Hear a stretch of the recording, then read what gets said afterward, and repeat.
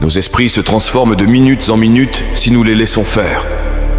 Nous ne pouvons pas laisser le régulateur de vitesse nous guider. Vous ne pouvez pas laisser votre esprit contrôler le rythme de croisière. Vous devez être conscient de ce que vous pensez. Vous devez être conscient de la façon dont vous êtes influencé, parce qu'à notre époque, si vous ne faites pas attention, vous pouvez glisser sur le chemin de la faiblesse, le chemin de la facilité, le chemin du manque de contrôle sur ce qui se passe dans nos vies. Vous devez prendre le contrôle. Vous devez faire quelque chose pour prendre le contrôle de votre cerveau, de votre esprit. Vous devez vous contrôler, peu importe comment vous le faites. Contrôlez les choses auxquelles vous pensez. Vous pouvez contrôler ce que vous ressentez. Vous pouvez contrôler ce que vous croyez. Et vous pouvez certainement contrôler ce que vous faites. Vous devez être le maître de votre esprit. Vous devez exercer le contrôle de vos pensées. Vous devez discipliner votre tête pour que les choses se produisent. L'exécution ne consiste pas à attendre le bon moment ou l'alignement parfait des étoiles. Il s'agit de se réveiller chaque jour et de se dire « Je vais dominer cette journée mieux que n'importe quelle autre ». Il s'agit de se graver dans la tête, jour après jour, que l'on a le contrôle et que l'on va y arriver. Cette petite voix dans votre tête qui vous dit d'y aller doucement, ou peut-être demain, oubliez cette voix. C'est la voix de la médiocrité.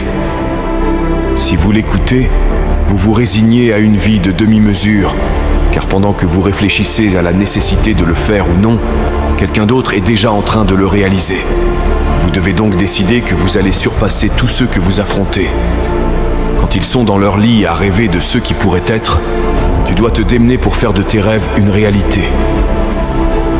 Quand ils font la fête, qu'ils s'amusent le week-end, vous avez intérêt à vous activer, à bouger, à faire en sorte que votre avenir soit meilleur qu'aujourd'hui. Pourquoi ? Parce que le succès n'a que faire de vos excuses. Il ne comprend que le travail acharné, la persévérance et le dévouement. Si vous pensez que l'atteinte de vos objectifs se fera en douceur, laissez tomber. N'essayez même pas de réussir. Ce ne sera pas facile. La tâche sera extrêmement compliquée. Vous devez donc renforcer votre esprit pour faire les choses difficiles et inconfortables. Votre esprit est comme un muscle.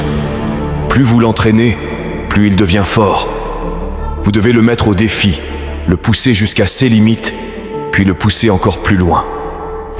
Lorsque vous pensez avoir atteint votre limite, vous ne faites que découvrir jusqu'où vous pouvez aller. Rien de grand n'arrive jamais à partir d'une position confortable. C'est dans le confort que les rêves meurent. Vous devez accepter d'être incommodé si vous voulez réussir. Il faut prendre le contrôle total de son cerveau et lui dire qu'il ne faut pas abandonner, qu'il ne faut pas se laisser abattre et qu'il faut se dépasser parce que c'est là que le succès arrive. Vous êtes donc confronté à des échecs. Qui n'en a pas connu ? Vous pensez que le monde va s'arrêter et vous féliciter parce que vous avez eu une journée difficile ? Réveillez-vous. L'univers est impitoyable. Il n'a que faire de votre petite histoire déprimante. Tout le monde en a une. La différence, c'est que pendant que vous vous apitoyez sur votre sort, quelqu'un d'autre transforme ses échecs en succès, ses tragédies en véritables stratégies. Votre esprit est un champ de bataille au quotidien. Vous êtes en guerre contre vous-même. Et si vous ne prenez pas le contrôle, vous vous faites contrôler. Tout ce que vous voyez, tout ce que vous entendez, toutes les expériences que vous avez vécues tentent de diriger le volant. Mais qui est le conducteur ? Il vaudrait mieux que ce soit toi. Allez-vous laisser vos voix intérieures dicter votre vie, vous entraîner dans chaque tunnel de désespoir, de doute et d'obscurité ? Bien sûr que non. Si votre esprit est un cyclone, vous avez intérêt à en devenir son œil. Trouvez votre calme, trouvez votre concentration et dirigez cette tempête là où vous voulez aller. L'esprit a tellement de pouvoir, mais c'est une épée à double tranchant.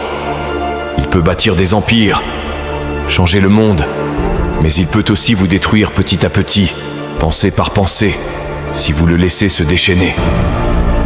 Un esprit contrôlé est votre plus grand allié. Un esprit indompté est votre pire cauchemar. Chaque fois que vous laissez le doute s'installer, chaque fois que vous entretenez une pensée négative, vous abandonnez une partie de votre pouvoir. Et pourquoi faire ? pour vous apitoyer sur votre sort, pour rester sur ce que vous ne pouvez pas changer. Oubliez ça. Il est temps de vous lever, de reconquérir votre territoire et de remettre vos pensées à leur place. Vous devez vous rappeler d'entraîner votre esprit tous les jours. Si vous le laissez se déchaîner, il s'atrophie. Mais si vous le disciplinez, si vous le contrôlez, il devient votre arme la plus puissante. Commencez par de petites choses.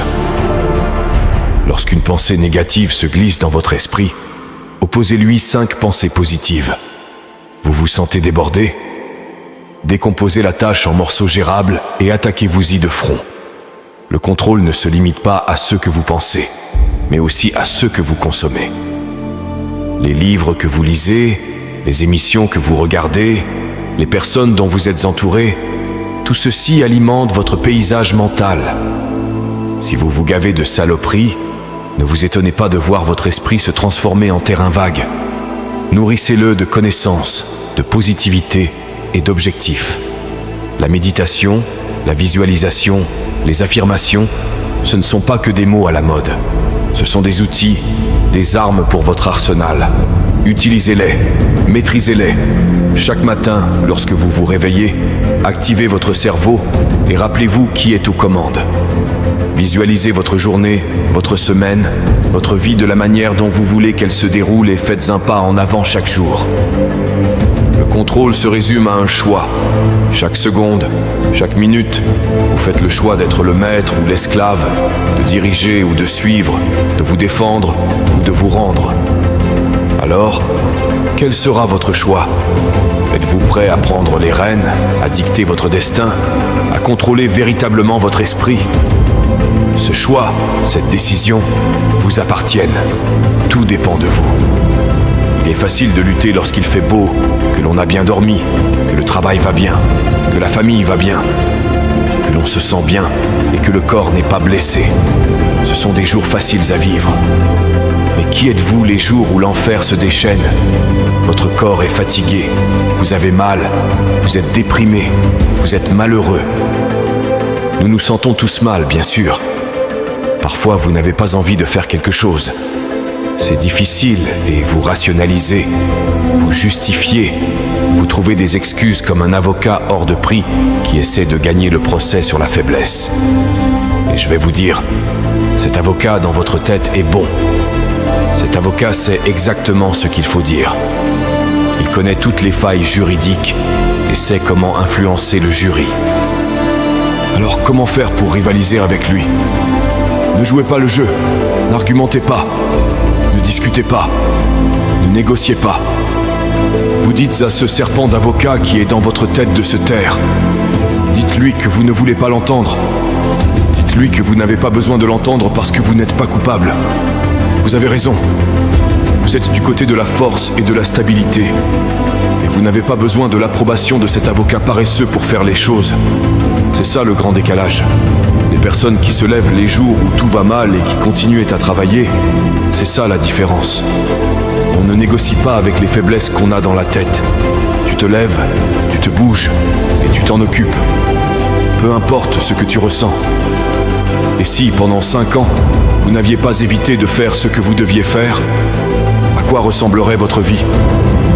Que se passerait-il si vous arrêtiez de gâcher les occasions qui se présentent à vous? Qui sait à quel point vous seriez plus efficace? Vous pourriez être 5 fois plus efficace, 20 fois plus performant.